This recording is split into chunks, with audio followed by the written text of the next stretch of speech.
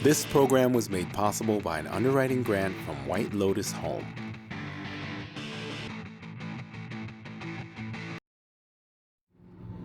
Today on Green by Design, we're blowing away conventional energy.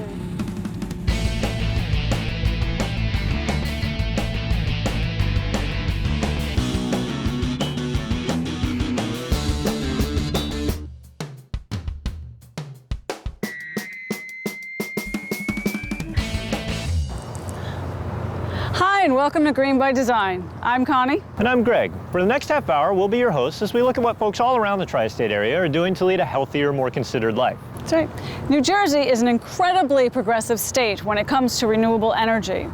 In fact, they are home to the very first wind farm on the Atlantic coast. In this episode, we're going to take a look at a completely non-toxic line of skincare products.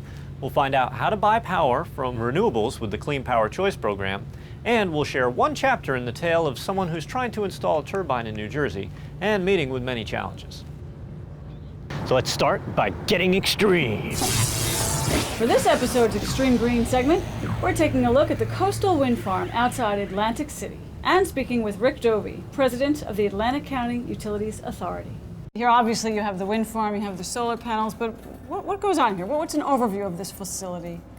Well, this is the regional wastewater treatment plant, the sewer plant that serves Atlantic County, Atlantic City area. About 120, 30,000 people are served by this wastewater treatment plant. Energy costs, electricity, and gas are big parts of our budget. And there are three things that make this site well suited for a wind farm. It's windy, right? We knew that.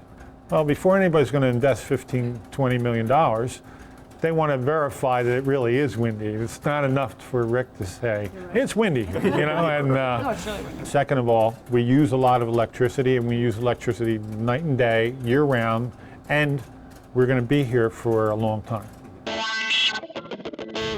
In 2006, this facility became the first implementation of large-scale wind on the East Coast. Now, being the first, there are many questions to be answered, and the developers, Community Energy Incorporated, had to address the concerns of residents, local officials, and environmental groups before the project could proceed. Here's Rick Dovey. The neighbors' first concern was noise. That was their concern. We said, well, here's the developer, Community Energy, the wind company, and us, took a small bus, out to western Pennsylvania to Somerset County, where there's a wind farm off the turnpike. We went out there, drove 5 hours, got there around lunchtime. Sid Trusty, the president, got out right in front of me, took 2 steps. We were right under a turbine. Turned around to me and said, "My air conditioner's louder than this. Let's go home, Rick." I go, wait, let's stretch our legs, let's have some lunch, you know. Let's experience this a little bit. I assumed it was moving at the time. It was moving, and he went back. We didn't have to tell a story, he told the story. That's not an issue. The next issue that we ran into really was birds. We're right next to the Forsyth National Wildlife. We're between Atlantic City, Venice Park, this neighborhood, and on this side of us is the Forsyth National Wildlife Refuge. Did they approach you with that fear? New Jersey Audubon did, and their issue really was not this site. It was really that New Jersey did not have specific rules and regulations and siting criteria for a wind farm. And what they were concerned about is that a precedent would be set without adequate scientific knowledge and so forth. Ultimately, what has happened is there was a settlement between the developer and New Jersey Audubon to study this site when the wind farm goes up, and that data will be used by the state of New Jersey to evaluate future wind farms that might be proposed either on land or in sea, and any establishing regulation. Kind of interesting thing is it's not really that unique, and it's really not very big compared to most wind farms, which are usually hundreds and hundreds of turbines, but most people don't see them.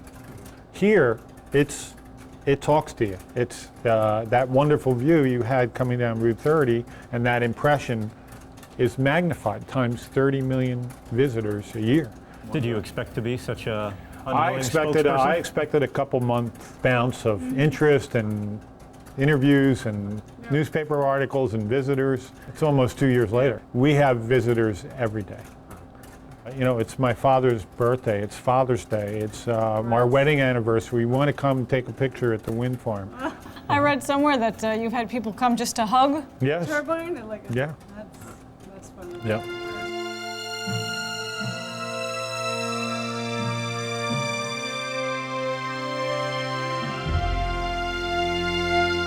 All right, this breaks it down by turbine, and each one has a name. All right, we have Deirdre, Casey, Kathy. This is Mary, is my wife.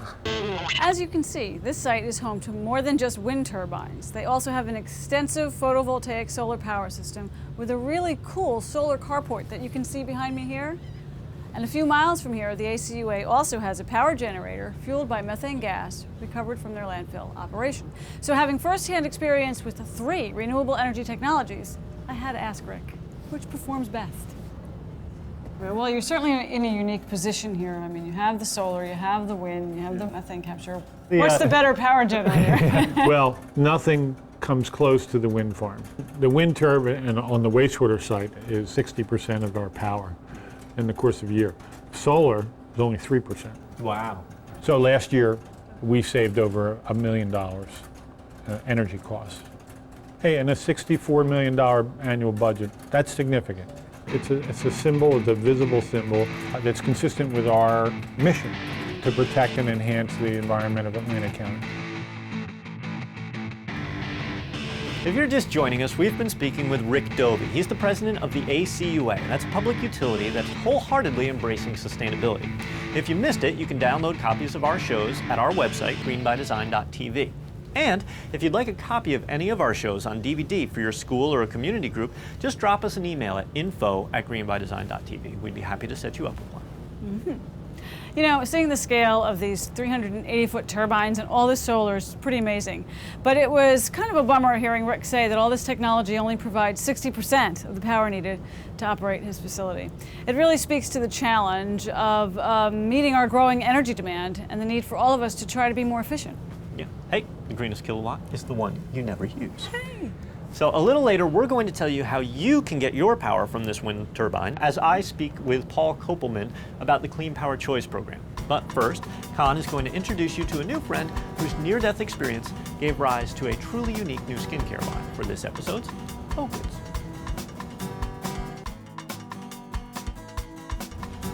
Welcome to another segment of O-Goods, where we look at conscientious consumerism, a mix between the organic or otherwise sustainable. Products and ideas that make you say, oh good, something we can all do in our everyday lives to help ourselves and the planet. Today I'm visiting with Shan, creator of the Shan Skin Health and Nutrition product line.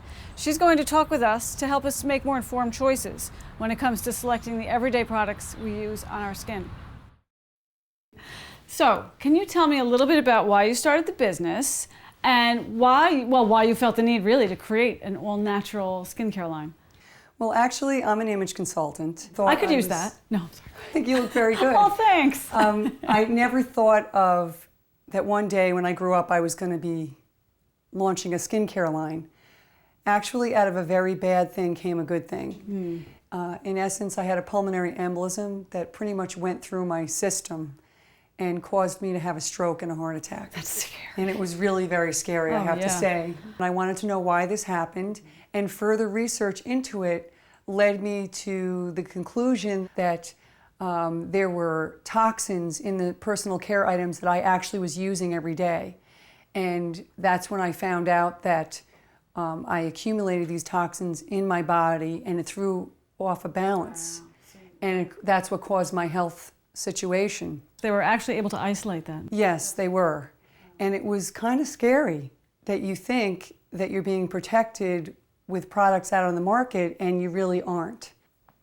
So I looked into it and wanted to know if there were products on the market that I could use that were organic and toxin-free, and there really weren't many choices, and I was really accustomed to my high-end skincare. Right, and I exactly. didn't really it's your like business. That's right, it's my business, and I really didn't like my doctor's telling me, you really can't use these things anymore. So I decided to take it on and develop it myself. That is really motivated.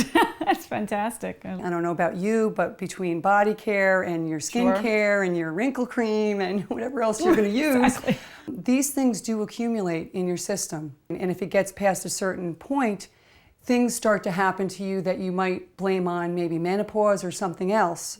Things like skin rashes and eczema and rosacea. Right. A lot of people think that these are just come with age. Subtle. But there were three major things about the cosmetic industry that I wasn't aware of before. One of the main things is that it's a $30 billion industry that is self-regulated. There's no pre-screening or pre-testing of products that companies come out with before they hit the market. The second thing that I found out were that there are toxins and there are carcinogens in these products, which I never could have imagined. I never thought in my research I was going to find something out like that. Yeah. And the EPA has said these things are carcinogens and they are toxic, but they're still allowed to be in most personal care items in very small amounts. But those do add up. It's cumulative. And over time, this is what causes all the problems. In our CSA episode, we discussed the Dirty Dozen food items. Those 12 foods that you should always try to get in the organic form as opposed to the conventional due to the high chemical and pesticide content. But did you know there was a Dirty Dozen in skincare also? The Dirty Dozen are the top chemicals, the top synthetic preservatives that are included in many products that you really should stay away from. Nowadays, you hear all about organic and all natural and non-toxic. And as a layperson, what does all this mean? Yeah. It is misleading, it's misrepresented. Most of these companies, they use really great organic raw materials and they use all natural materials and they use non-toxic materials. But then what they do is they use a synthetic preservative system and they use synthetic fragrance. And that basically cancels out all the good that they were trying to do to begin with. Yeah, it just negates it. It negates it. So in our products, we use a sugar-based preservative system, which is natural. We don't use any chemicals or any raw materials that have also been denatured. We use raw materials that are in their natural state in our products, and we use therapeutic food-grade essential oils to fragrance our products. So in essence, our products are pure enough to eat. Right. Although they don't taste very good, so I don't recommend it, but they are pure enough to eat. On our website, we'll list that Dirty Dozen that you speak about and more information on all those ingredients. Paraben-free. Right. These are some of the Dirty Dozen that are in products, and if they are free of them, that's a much better product to use. So great to know. So do you want to go see what I have on the line? I would love to, yeah. Okay, let's go in the other room. Yeah, sure.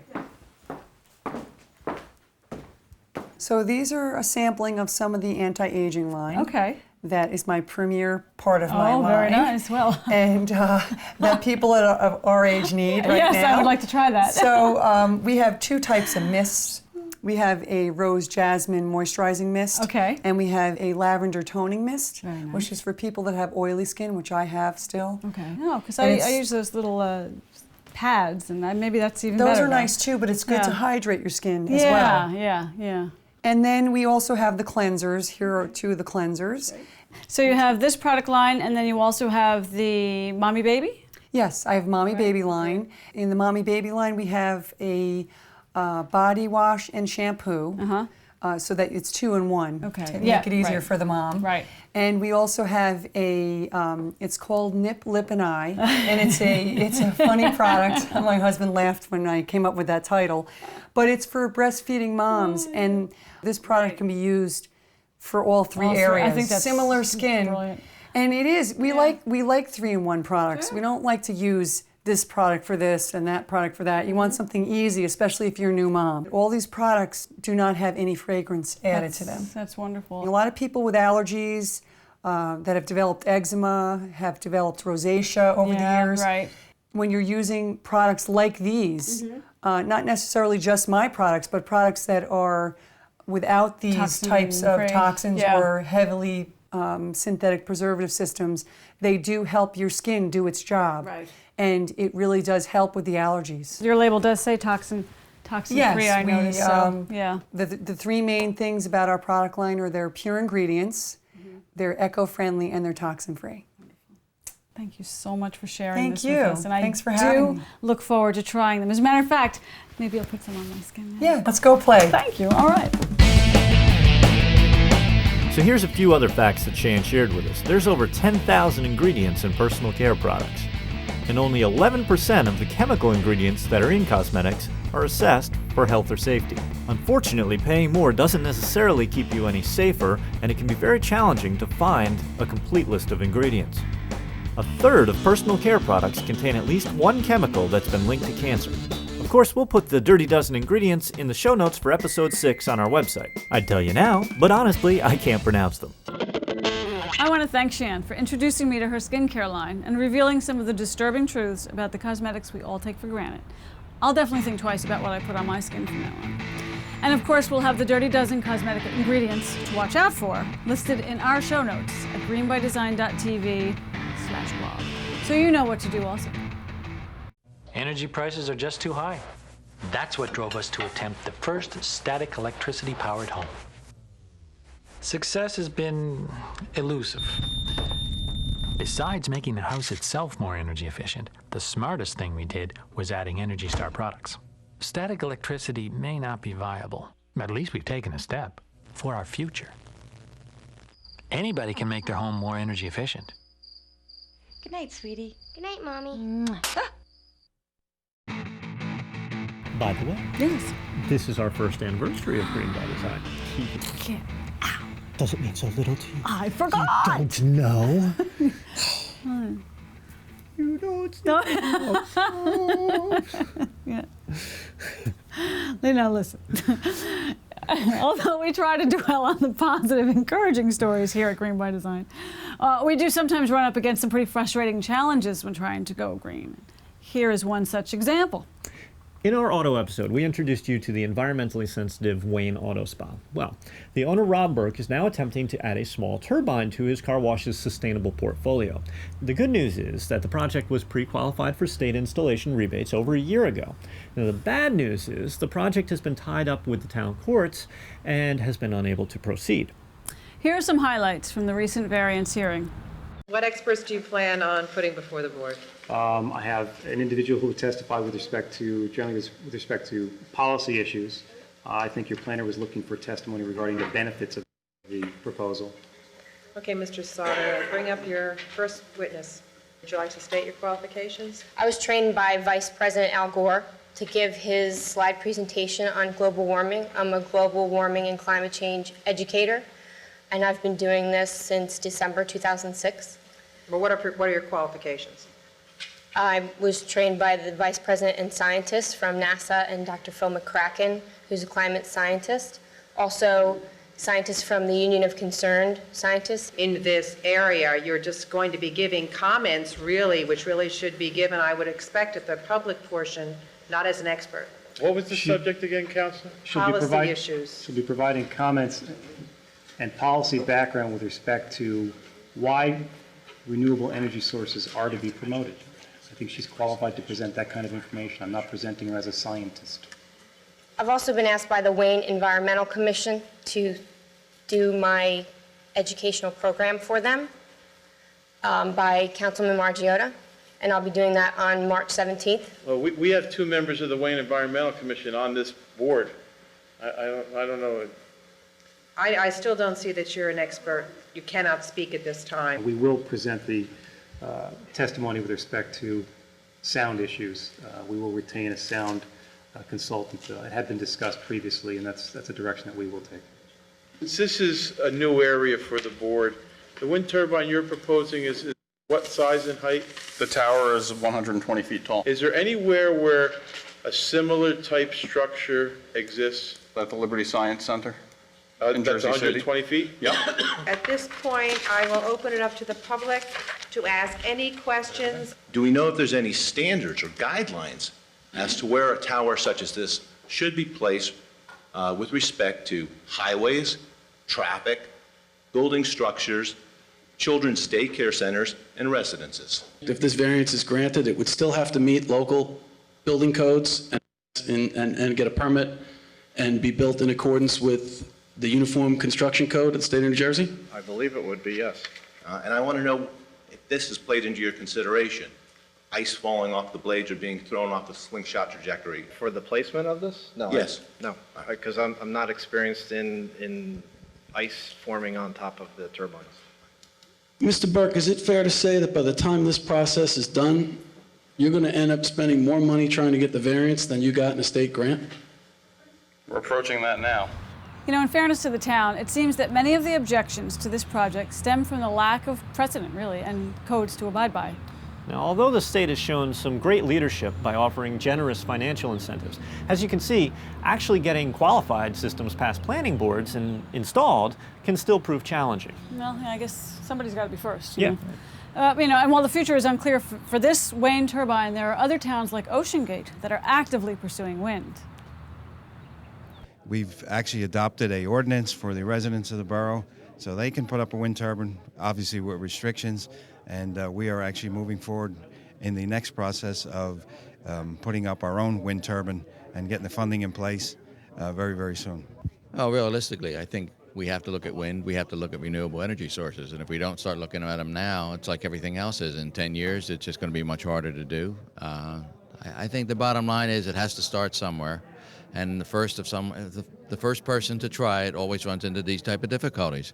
The zoning issues are the key issue to make it go, and obviously that's why you're here at the zoning board tonight, and there's difficulties with it.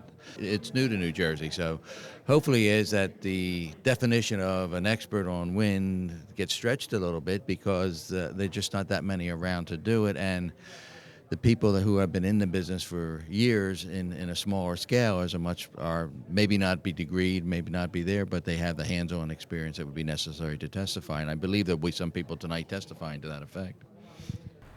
Now, as the mayor was alluding, unless the state can set forth siting specifications, or unless towns start taking some initiative to educate themselves, the cost of individual installations can easily overrun returns. Thankfully, Ocean Gate is taking action to alleviate this problem. We have a whole day of education for not the residents, it's actually the elected officials in towns surrounding us that are interested in doing it. So it's a big day and the next step in renewable energy. What a great example you are, both of you. Thank you so much. Thank you. There are currently 17 other small wind projects that are approved for installation in New Jersey. There are also 3 proposals under review for large-scale offshore wind. Now, wind power is definitely coming to New Jersey. Whether it's going to be at the local level or only as large-scale utility kind of remains to be seen. But there is a way that you can show your support for renewable energy sources right now. That's right. It's called the Clean Power Choice Program. Greg and I are doing what we can to reduce our carbon footprint, and that means efficiency wherever possible. But for the power we do use, we wanted to know that we were getting it from clean sources. So earlier today, Greg had a video conference with Paul Kopelman of Community Energy about how the program works. Paul, thank you for joining us. My understanding is that for a slight premium, folks can buy their way into renewables. They don't have to put up solar panels on their roof or put up a turbine in the backyard. Is that essentially the concept? That's exactly right. This is a program that gives customers in New Jersey the opportunity to choose how their electricity is made. And for the first time, they have the ability to choose an option like wind power or hydroelectric or solar electricity, which is the type of renewable energy that doesn't use fuel. There's no combustion, no smoke, no emissions. So it's good for the air, it's great for the environment. What should people expect in terms of an expense for the average home? The typical home, depending on the product they choose, how much they use, is probably going to be paying an extra $5 to $15 per month on their electricity bill.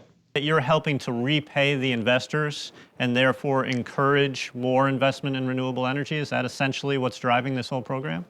I wouldn't characterize it as repaying the investors. I would say that that renewable energy projects, like new wind projects around the country, build into their financials a revenue stream that has to come from a voluntary market, like what's being offered in New Jersey, or a compliance market, a mandate at the state level that requires utilities to get a certain percentage of their electricity from renewable resources. So that revenue stream is very important to the construction of the wind farm in the first place. When we look at building wind farms, we're counting on that revenue stream in order to make the project viable long before we break ground for that project. And it helps us as we look to plan the next projects regionally and nationwide.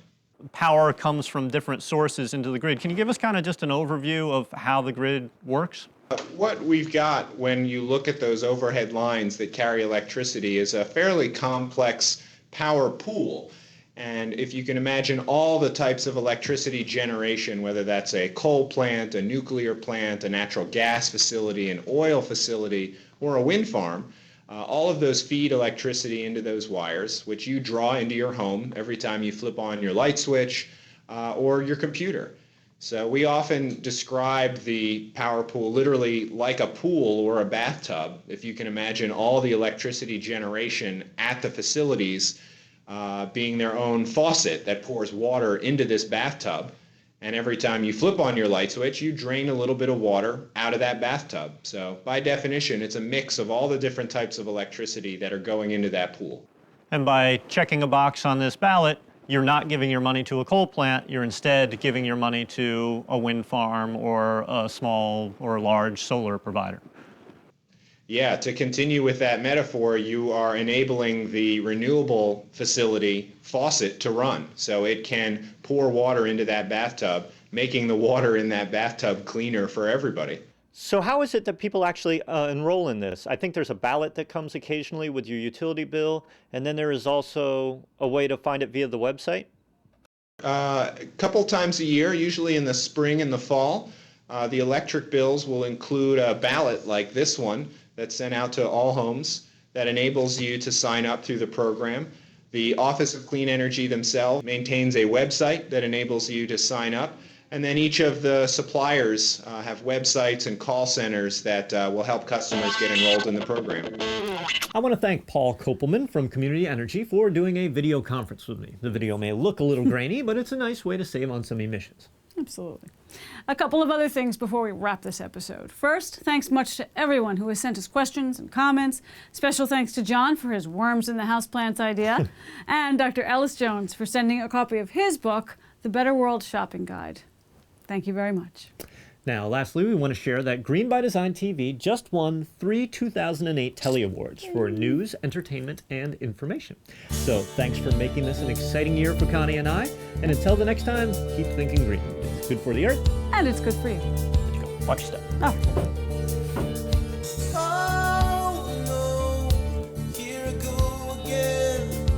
Everybody's talking, but nobody's listening. Oh no, what am I to say? Seems like there must be another one.